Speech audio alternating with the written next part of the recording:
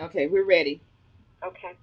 The next statistical formula would be the hospital death rate, and that is calculated by the number of inpatient deaths in a period divided by the number of discharges, including deaths in the same period, times 100.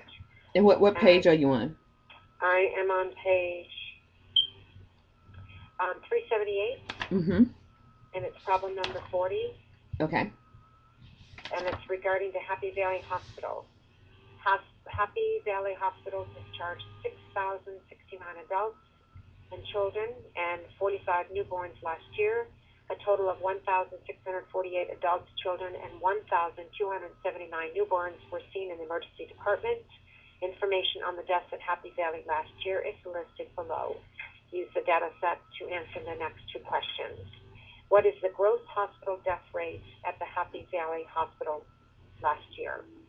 So the hospital death rate, number of inpatient deaths in a period, which would be inpatient deaths.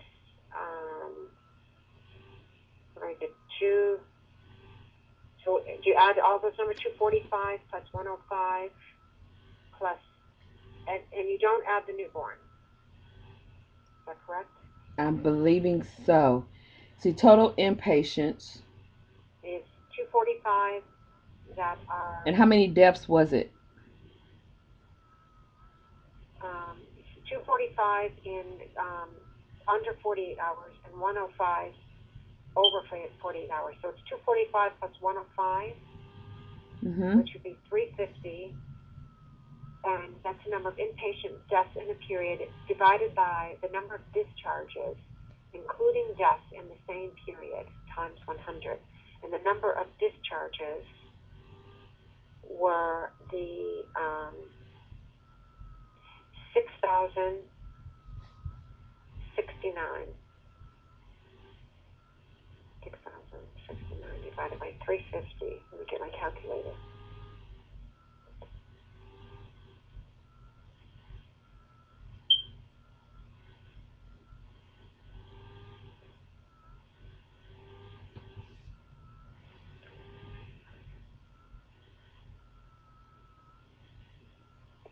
17. No, that's not right. That is not right. What I have here is you add up 245, 105. Then you add the newborn, which is 8, and then 3. And then, hold on. And then you have, that brings you to 361 divided by 600, I'm sorry, 6,614. So you would take 6,069 adults plus 545 newborns, and that's how you get 6614. Okay, so 6,069 plus 545, Mm-hmm. which would be 6,000. 6,600, 545, 14, 11, 6,614. Is that what you got? Yes. Mm-hmm. Divided by um, 245 plus 105 plus the 11, the newborn? Or no? Yes. Mm-hmm. Oh, you did. Okay. So by 361. Right. Mm-hmm. Okay. Let's see.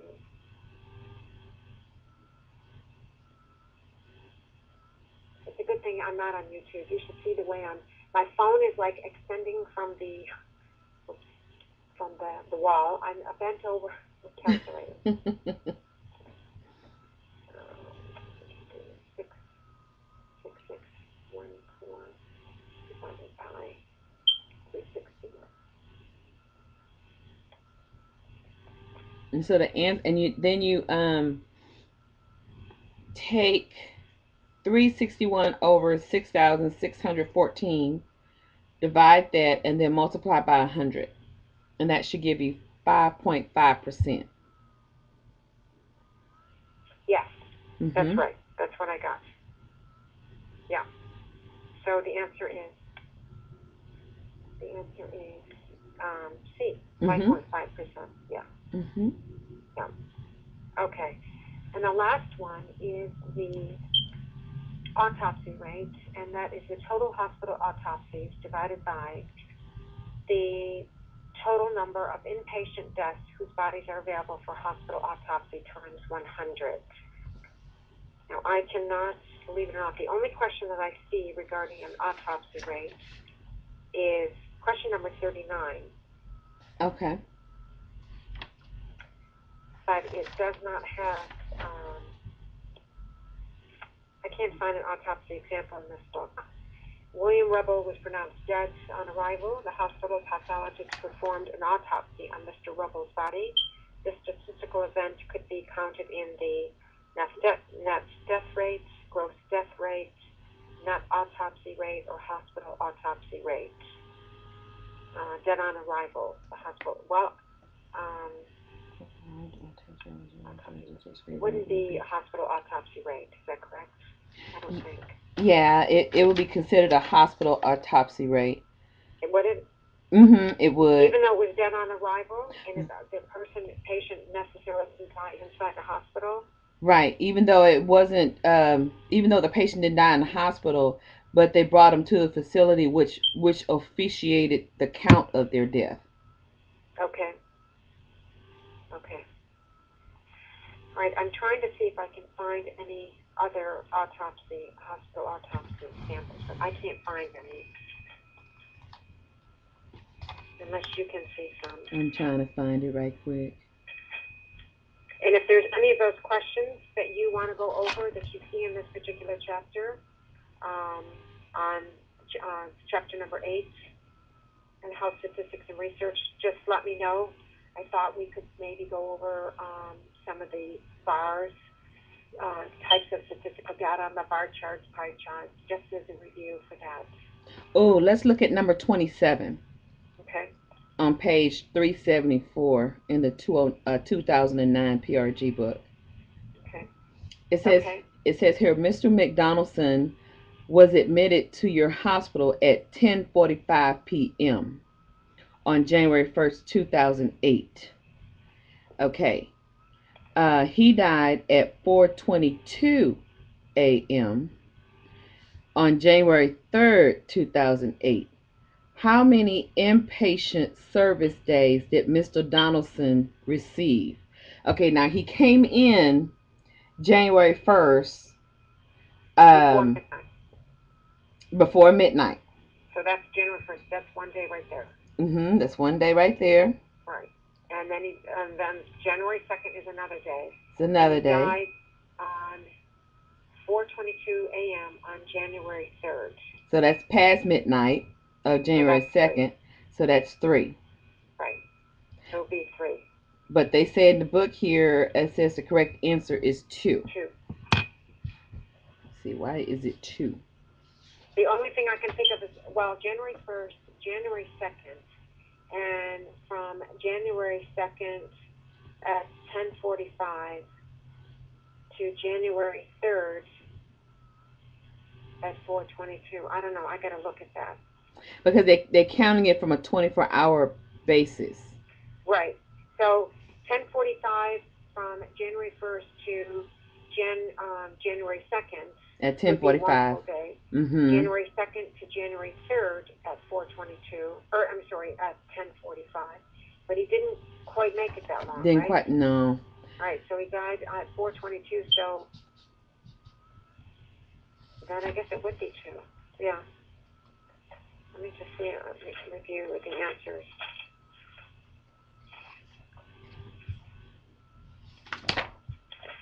It says the day of admission is counted as an inpatient service day, but the day of discharge is not. Oh. So the day of discharge. But the day of discharge. Well, he was not. That's 27. That's B. He wasn't discharged. He died. Right.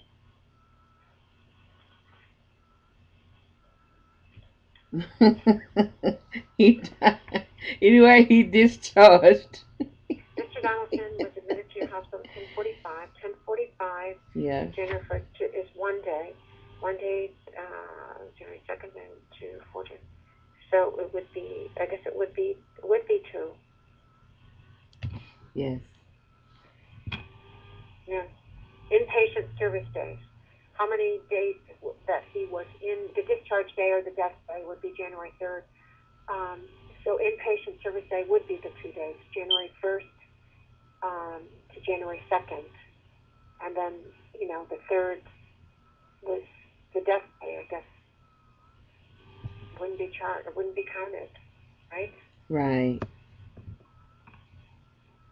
I guess. That's I the don't know. I can rules. look under my other book. Let me see what the statistics book says about The rules on calculated reporting healthcare statistics. And I'm going to look under hospital autopsy or hospital. How many inpatient service days? Inpatient service days. See what it says about discharge days not being counted. Inpatient services calculation 37 and 35 is the definition.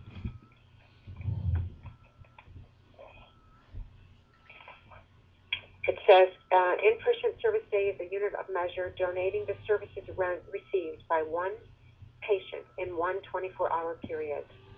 The 24-hour period is the time between the census-taking hours on 2 consecutive days. When the census-taking time is midnight, a 24-hour period is the same as the calendar day. That is from 12:01 a.m. through 12 p.m.